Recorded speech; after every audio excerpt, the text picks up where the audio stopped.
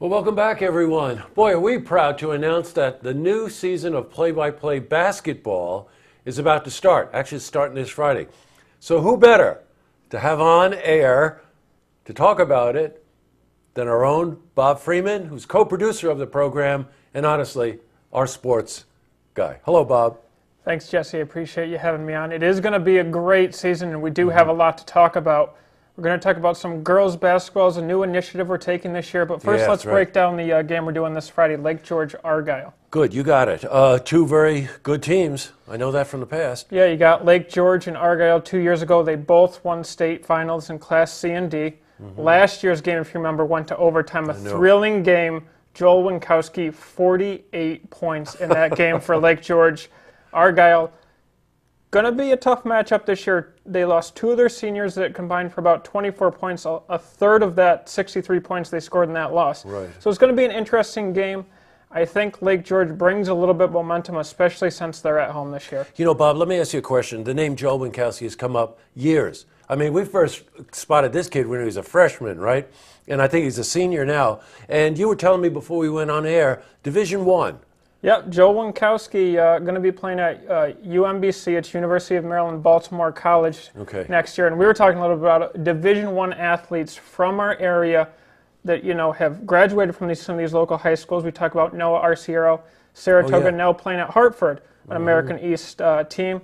Joe Cremo from Scotia Glenville playing at UAlbany, another America East team. And now you have Joel Winkowski, UMBC, again, America East. So it's going to be kind of cool for them because they're going to get to see each other, you know, at the next level. And, of course, who can forget Jimmer Fredette, really the big Division I star who played at BYU and is now in the NBA with New Orleans. You know, if that name, Arciero, sounds familiar to you, there's a good reason for you. Josh is Dr. Paul Arciero's son. Pretty cool, right? Yeah, it's cool. So we get to hear about how he's doing when Paul comes in on Mondays, and he sounds like he's doing good. Got some playing time, he said, over the Thanksgiving break. Well, you know what, Bob, big news for us this year, girls basketball. You know, Bob and I talked about it months ago, right? And we started to put the feeler out to see what the interest was. And my God, you viewers just responded. You went over the top. Underserved audience. The girls' teams are great. And leave it to Bob. He found the right matches, right? Yeah, starting with next week and on Monday when we break down the first game we're doing, we'll talk about this game a little bit more. But we have Fort Edward and Lake George. Lake George, great team, performed very well. A new team for us. We didn't cover Lake George girls last year, obviously. As we just mentioned, we covered Lake George boys. But Lake George girls also have a great team, also do very well in the Section 2 tournament.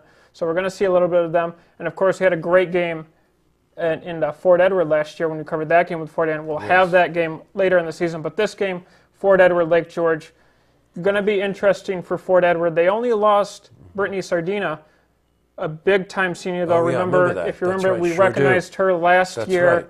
She's moved on to the collegiate level. And for Lake George, Class C team, going to be a very competitive game. Now, I don't know anywhere near what you know, but Fort Edward, Fort Ann's a good contest, too, for the girls, right? Definitely a good contest. They played each other 3 times last year. Every game came down to the wire. Fort Edward was able to have their number, though, in each of those matchups. You know, it's such a pleasure to work with you, Bob. You know so much about this. It's really impressive. Hey, and I think we really do need to give a shout-out to the sponsors of Play-by-Play, right? Because without them, we couldn't do anywhere near the level of production and coverage that we do. And we'll give them to you right now. It's Geico, Bonaccio Construction, Glens Falls Hospital, Irving Tissue, Hughes Insurance, and Rick Schrade, who is the local Geico representative. So why don't I just thank them. And season starts Friday. Yeah, season starts Friday. And one more thing that we kind of talked about and that the sponsors help us is a lot of these coaches come to us after the game and say, hey, you know, could you make a highlight reel? We made one for Joel Winkowski. And they were able to use that in the college process, sending them to coaches, athletic directors. So it's really cool to be able to do something like this and help these kids who do want to play basketball at the next level achieve their dreams. Yeah, so what you're talking about is that they'll actually take those discs to show people how good they are, right? Yeah, exactly. We saw Joel Winkowski. That's right, we did. 48 points. Half of his highlight reel was that game. Brittany Sardini, same thing. Made some great plays offensively, defensively, and her coach was extremely happy that we were able to do that for her. Thanks for taking the time to come on. Thank you. Okay. Look forward to the season. Oh, my God, we all are. Thank you, Bob. See this interview again? Head to our website, looktvonline.com.